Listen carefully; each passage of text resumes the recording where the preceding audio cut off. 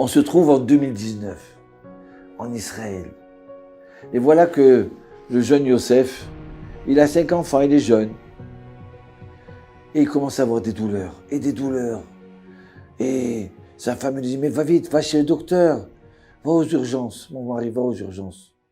Et là, il va aux urgences, et il passe d'un docteur avec un autre docteur.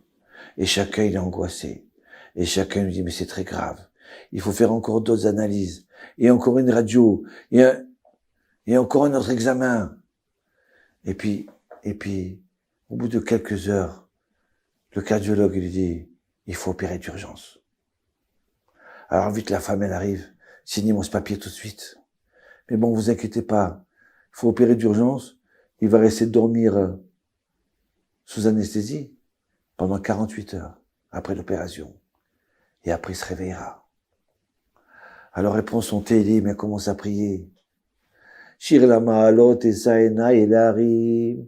L'opération s'est bien passée pour Hachem. Tout s'est bien passé. Le docteur dit, vous inquiétez pas, c'est bon. Et voilà que 24 heures il passe, il s'est pas réveillé. 48 heures il passe, il s'est pas réveillé.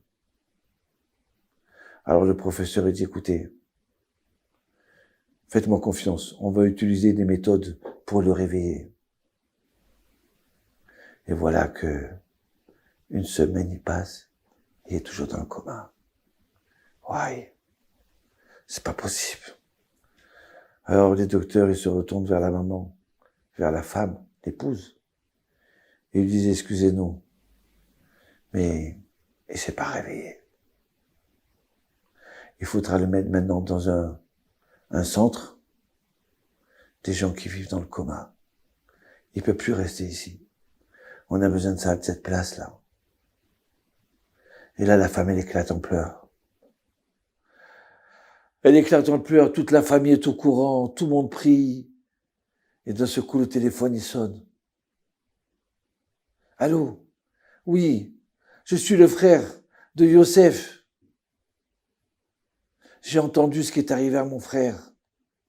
Alors, j'ai décidé de parler avec un grand rave. Et vous savez qu'est-ce qu'il m'a dit? Il m'a dit, regardez autour de vous, dans la famille, ou des amis autour de vous, une famille qui ont rien du tout. Regardez, il y a des gens qui ont mal. Apportez-leur à manger, remplissez le frigo, les armoires de manger. Et avec l'aide de Dieu, il se réveillera. Alors, la femme a dit, mais moi, je connais pas, moi, de gens qui ont besoin de manger. J'ai pas autour de moi. Et dans ma famille, je sais plus non plus. Bon, écoute, ça va. Je m'occupe. Ne vous inquiétez pas. Allez, on y va. Et à ce moment-là, un jour après, il y a son neveu qui appelle. Allô, tonton.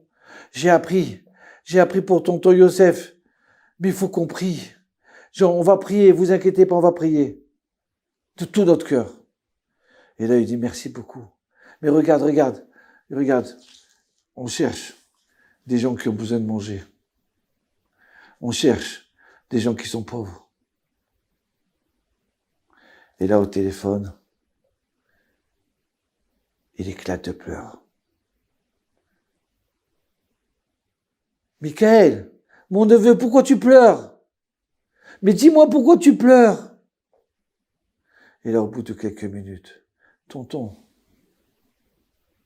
oui, si vous voulez nous apporter à manger, on a besoin de manger. On n'a pas payé l'électricité. On n'a pas payé le gaz.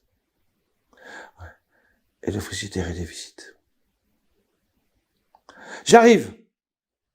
Et là, vous savez quoi? Le tonton, il rentre dans un supermarché. Il remplit 2 chariots, 3 chariots, 4 chariots. De la viande, du poulet, des légumes, de tout. Des boîtes de conserve, des biscottes, du pain. Et il arrive comme ça. Il rentre comme ça dans la famille. Tout le monde est joyeux. Tout le monde est en train de danser. Regarde tout ce qu'il y a. Il a pensé aux bonbons. Il a pensé à ça. Mais c'est une joie complète. Les gens, ils pleurent de joie à ce moment-là. Et vous savez quoi? À ce moment-là, la femme reçoit un coup de téléphone. Allô, madame, venez voir vite Yosef, votre mari. Mais qu'est-ce qu'il y a? Non, non, il n'y a rien de grave, c'est des bonnes choses. Et là, elle arrive et elle voit son mari assis. Mais qu'est-ce qui se passe? Ben voilà, je me suis réveillé.